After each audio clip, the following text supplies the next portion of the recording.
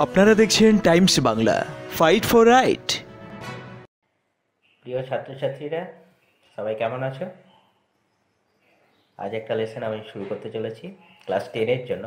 Lesson number 5, our runaway kite, Lucy Maud Montgomery লেখা। তো চলো শুরু করি। Lucy Maud Montgomery (1874 to 1942) was a Canadian author best known for a series of novels beginning with Anne of Green Gables. Lucy Maud Montgomery 1874 সাল থেকে 1942 সাল পর্যন্ত তিনি বেঁচে ছিলেন এবং অনেকগুলি উপন্যাস তিনি লিখেছিলেন অ্যানি অফ গ্রিনস গাবেলস দিয়ে শুরু করে, আর সেই লেখাগুলির জন্য তিনি বহুল পরিচিতি লাভ করেছিলেন।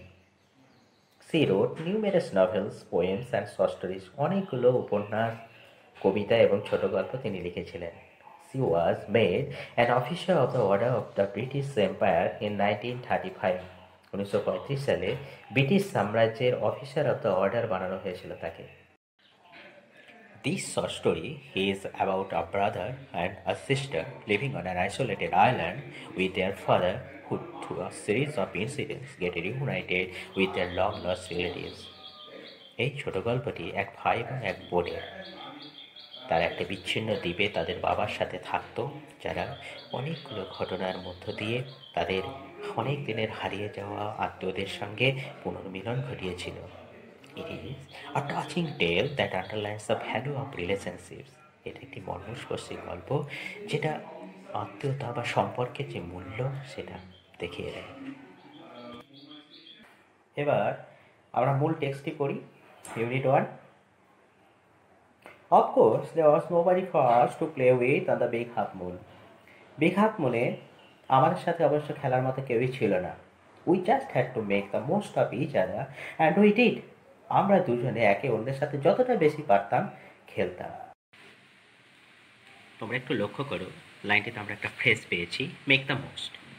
এটার অর্থ হলো make the best possible use, অর্থাৎ সবচেয়ে বেশি কাজে লাগানো, সর্বাধিক সম্ভাব্য সুবিধা নেওয়া। We live on the Big Half Moon Island. আমরা বিগ হাফ মুন দ্বীপে থাকি। We, our father and Claude and I and Aunt Esther and Mimi and Dick.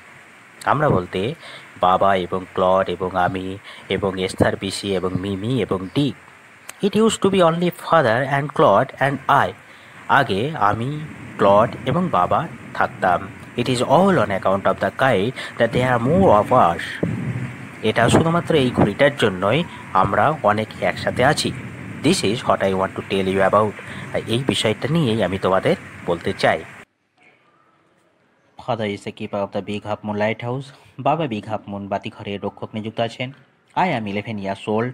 আমার 11 বছর বয়স। Claude is 12। ক্লডের 12 বছর বয়স।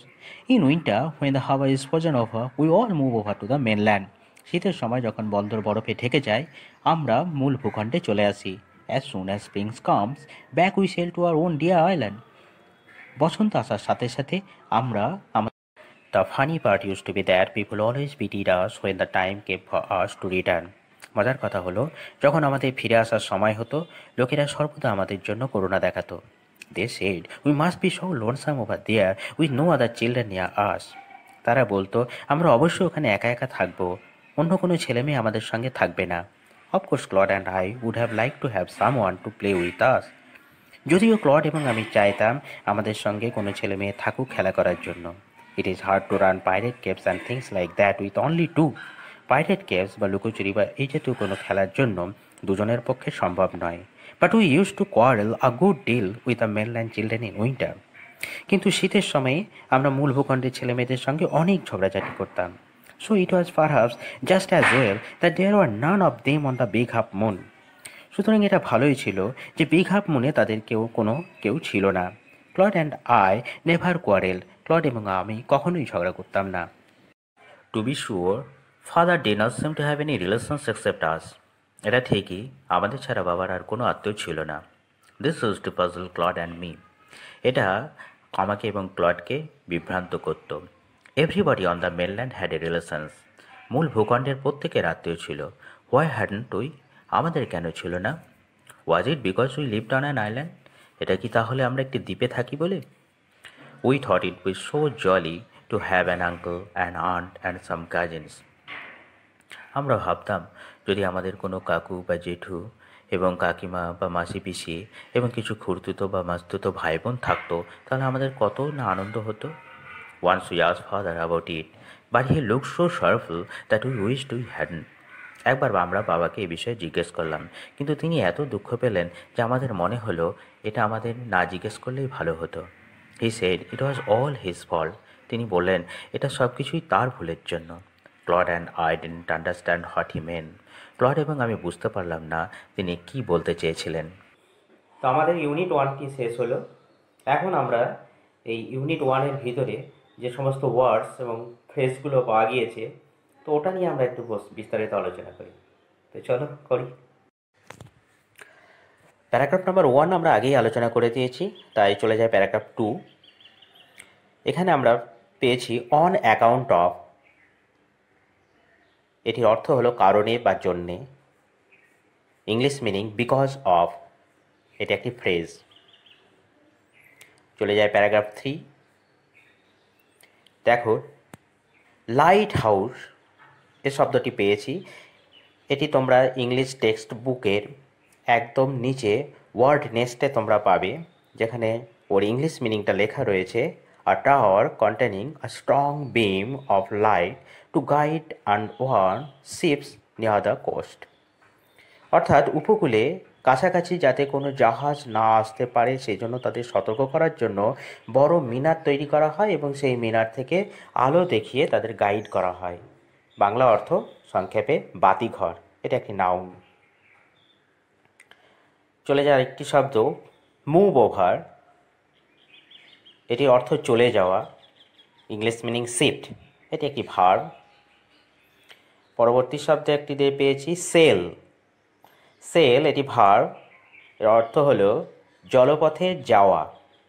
English meaning to travel on water using sails or an engine.